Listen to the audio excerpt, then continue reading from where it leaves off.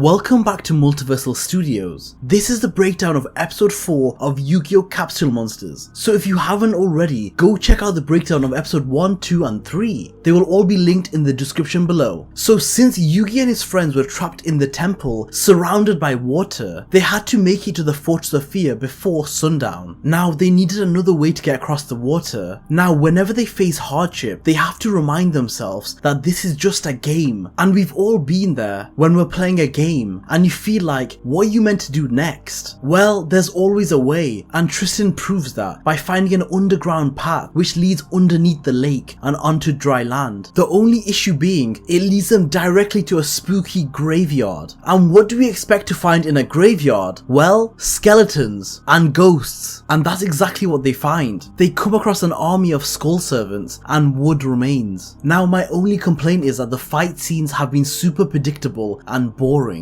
It seems like they get attacked by a horde of a very similar type of Yu-Gi-Oh monster, and at the start, Yugi and his friends are able to defeat them. However, they eventually get overwhelmed, and this seems like a pattern which happens again and again. And in this situation, Celtic Guardian, Thunder Kid and Baby Dragon do their best to fend off against the horde. Now as usual, Grandpa is unable to summon his summoned skull and help in the fight, and Taya, whilst everyone else's monsters are destroying those creatures, her happy lover is shown to be running away. Honestly, it's so sad to watch. Now the writers here have two options. Now in a pinch, they can find a way to escape the situation like they did with the Flower Wolves, or provide more capsule monsters like they did against Trent when Yugi was struggling, and in this circumstance it's the capsule monster option. So Yugi, Joey and Taya each receive a new capsule monster. Joey received the Flame Swordsman, which like the Baby Dragon is an iconic monster in Joey's deck. Yugi received Kuribo, which again is another iconic monster. And finally Taya receives a monster that is actually decent, which is the Dark Witch. Honestly, I'm so happy she received this. The Dark Witch is legit a strong and reliable monster, which puts Taya back in the game. Now each member of the party had a decent monster they could use. Now the monsters that came out of the capsules, apart from Kuribo, had a lot of AoE damage and was easily able to handle the swarms of the undead. And can we just circle back to how happy we are about Taya receiving the Dark Witch? Now once the monsters are defeated, they continue to run towards the Fortress of Fear. I mean, let's not forget, they're still under immense time pressure and need to reach there before the sun goes down. Now as they accomplish the cardio challenge, which is to run up several feet of stairs, they finally come across the house, which actually is a temple. However, as they approach, 4 walls rise up, blocking them from entry, which seems like another game for the crew to figure out. They try many things, for example brute strength.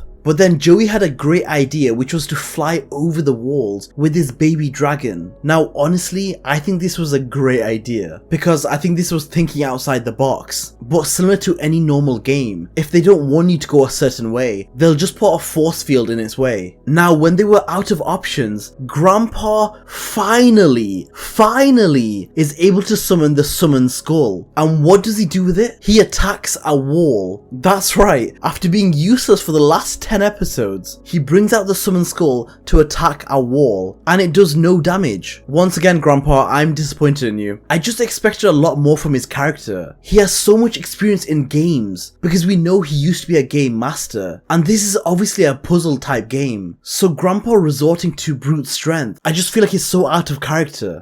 But how?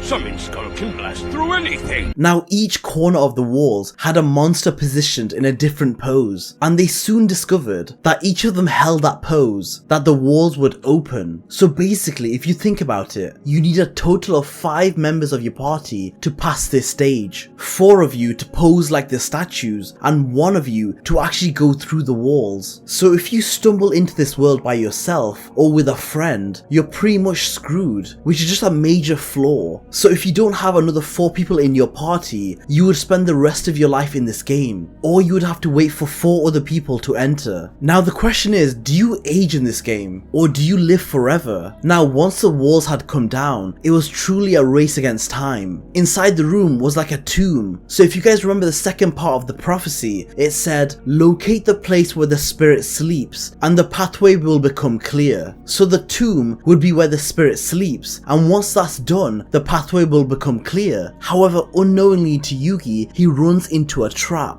as one of the tiles was fake and he fell into a secret room where the walls came closing in, almost like a scene from Indiana Jones. Now what I really like about this scene is when Yugi was falling into the trap, he automatically switches to the Pharaoh. I mean, this was just a roll and a good landing, but it was enough for the Pharaoh to take over, which probably means that the Pharaoh is just in better physical shape than Yugi. Now as they tried to find a means to escape, Kuriboh called out to the Pharaoh from inside the capsule. Now I can't understand why this is the case, so it must be a special ability that Kuriboh has, which allows him to communicate to Atem from inside the capsule. Now once Kuriboh is summoned, all it does is move back and forth from wall to wall. Now for me personally, I thought this meant Atem should jump from wall to wall as it's closing in order to climb and reach the exit. And whilst Kuriboh was moving frantically from wall to wall, Yugi notices a capsule which was just out of reach. However, Atem makes the biggest leap I've ever seen and nearly makes it. So I was kind of wondering why Kuriboh was even summoned, because he didn't play a big part. However, Kuriboh managed to give Atem the final push he needed in order to reach the capsule. And what was the monster inside the capsule? Well, I'm pretty sure you can figure it out. It was Yugi's boss monster, the Dark Magician. So far, Yugi has the Celtic Guardian, Hinatama Soul, Kuriboh, and the Dark Magician. Now whilst Yugi was doing this, Joey failed to keep his position, as his was the most tricky, with 1 foot off the ground. However, I always thought this was weird, as this position should have gone to Taya, as she is a dancer and probably has the most experience keeping her balance. And when Joey inevitably fails to keep his balance, the walls went up again and the statues came to life and started to attack them. However, with Yugi's new Dark Magician, he used a spell called Magical Crossroads. Now this is a completely new spell which protected each capsule monster that Taya, Joey, Tristan and Grandpa had, and then proceeded to eliminate the 4 statues at the same time. Probably one of the most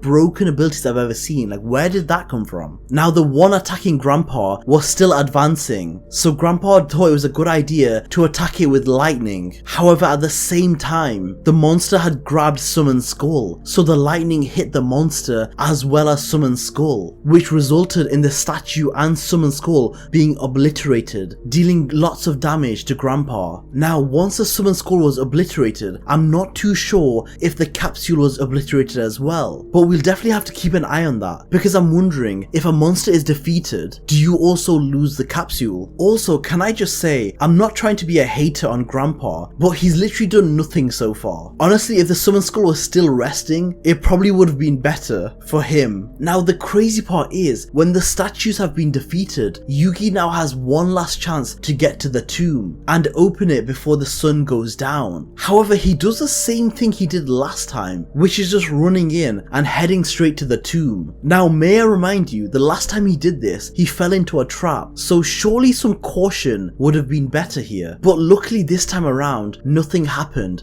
and he made it to the tomb and even opened it in time. Now once the sun had gone down, they received a prize, which was the armor set, which looked exactly like the armor Atem was wearing in the dream in episode 1. Now with the armor came an ancient Egyptian text, which Grandpa translated. Actually, you know what? Grandpa actually is useful when it comes to translation, so credit where credit's due. Also, that reminded me, so now not only do you need 5 members of the party to even pass this initial challenge, but you also need someone in the party who can read Egyptian hieroglyphics. Honestly, it's a tough criteria. Now the text read, "Pass through this doorway and thy journey will start. 5 trials will follow to test thy heart. But I warn you, this journey is not for the weak. Only a true warrior can unearth what you seek." So basically, everything they had done up until this moment was the initial trial, and the proper test actually begins now. The armor attached to Yugi, signifying that he is the true warrior. But honestly, I kinda wanted the armor to jump onto Tristan, just to see how shocked everyone would be. Now, without any real choice, they head into the portal and enter trial 1. Guys, that is the end of the breakdown of episode 4, and as usual, I will be posting the breakdown of episode 5 tomorrow, so make sure you go like and subscribe. Until next time, guys.